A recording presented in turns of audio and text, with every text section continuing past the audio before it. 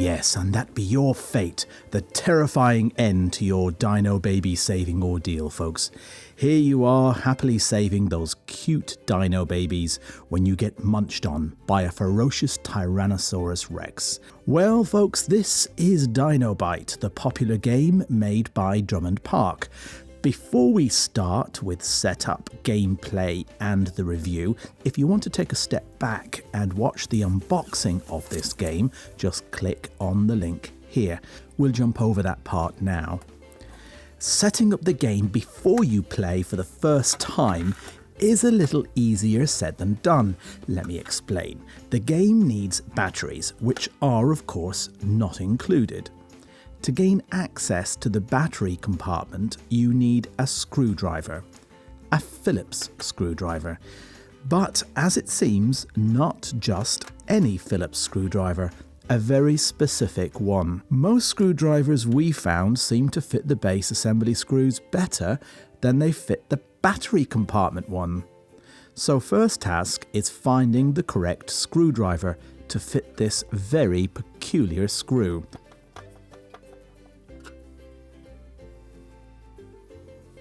I give up. 2 hours later. At last, we manage eventually to find a screwdriver that works for this screw. We are on our way to playing Dino Bite. The game takes 2 AA-sized batteries. That bit's sorted. Now comes placing the dinosaur on the base. This bit's got to be easy, right? Well, let me tell you, it isn't. 1 eternity later. Right, so I've cheated a bit and managed off camera to get the dino onto the base. Definitely a grown-up needs to do that. Next, you need to pull the dino back from the nest and you'll hear him click into place. The jungle sounds are pretty cool. Then lift the leaf and fill up the nest with the Dino Babies. Probably best switch it off first. There we go. Now fill up that nest with the Dino Babies. You'll notice I only received 4 blue Dino Babies. The game's makers shortchanged me. Now once you are done doing that, you're ready to start the game.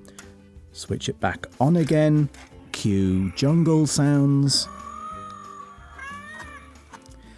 Then you start with the youngest player first and move around clockwise. The youngest, who's up first, rolls the dice. Okay, it's yellow.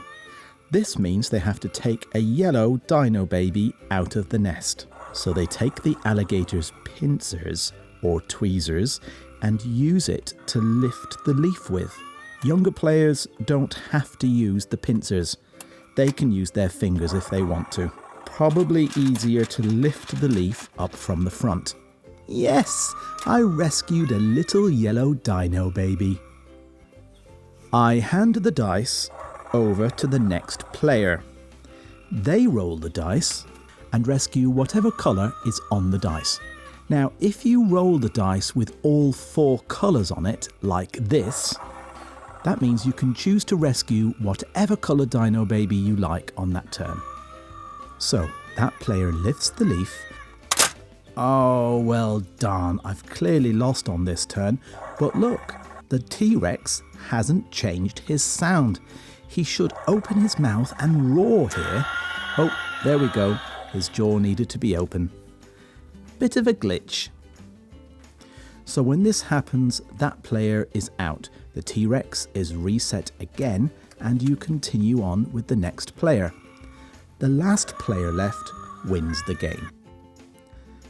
So that's Dino Bite. What do we think here on the Toy Farm?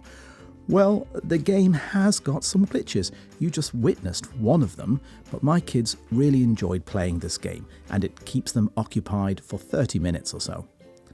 There is a variation on the standard game where instead of a player being out when Dino bites, they lose a Dino Baby instead, so they stay in the game but lose a baby.